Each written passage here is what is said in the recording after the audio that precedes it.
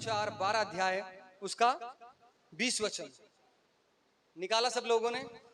यहाँ पे एक घटना घटती है। प्रभु यीशु मसीह के चेलों के पास में कोई आता है, वो फिलिप्पुस के पास में आते हैं और फिलिप्पुस से कहते हैं कि हमें यीशु मसीह से मिलना है। क्या फिलिप्पुस नहीं मिला सकता था? मिला सकता था या नहीं मिला सकता था? लेकिन फिलिप्पुस का प्रभु यीशु मसीह के साथ में ऐसा रिश्ता नहीं था।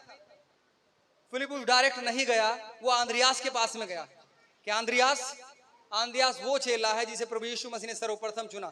सबसे पहला चुना हुआ चेला ही आंद्रियास है, जो पतरस का भाई है। उसके बाद उसने पतरस को बताया था। जी पढ़िए। जो लोग उस पर्व में आराधना करने आए थे उनमें से कुछ यूनानी थे।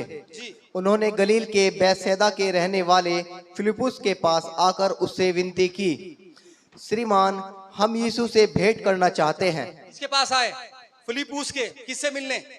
यीशु मसीह से मिलने। वो फिलिप्पुस के पास आए यीशु मसीह से मिलने के लिए। और फिलिप्पुस ने आकर अंद्रियास से कहा। जी। तब अंद्रियास और फिलिप्पुस ने जाकर यीशु से कहा।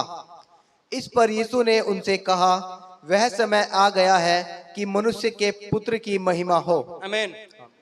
मैं यहाँ पे आपको समझाना क्या चाहता हूँ, क्या आपका व्यक्तिगत रिश्ता है? क्यों फिलिप्पुस प्रभु यीशु मसीह से डायरेक्ट नहीं मिल सकता था?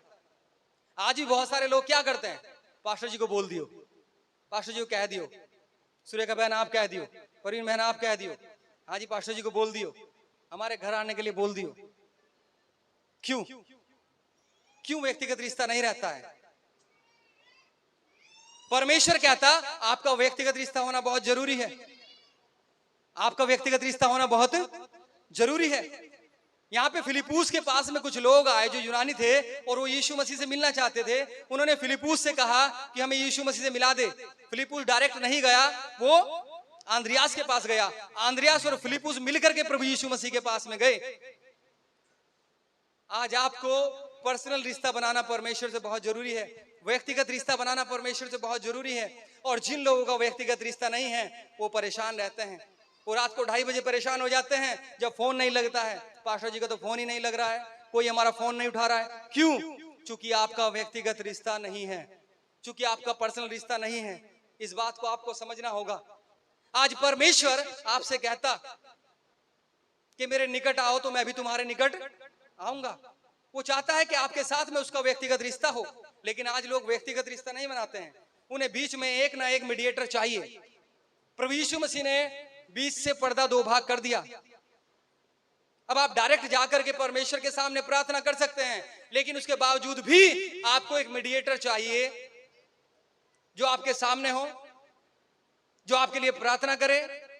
मैं ये नहीं कह रहा हूं प्रार्थना कराना गलत है, मैं ये कह रहा हूं कि आपको भी परमेश्वर से अपना व्यक्तिगत रिश्ता बनाना होगा।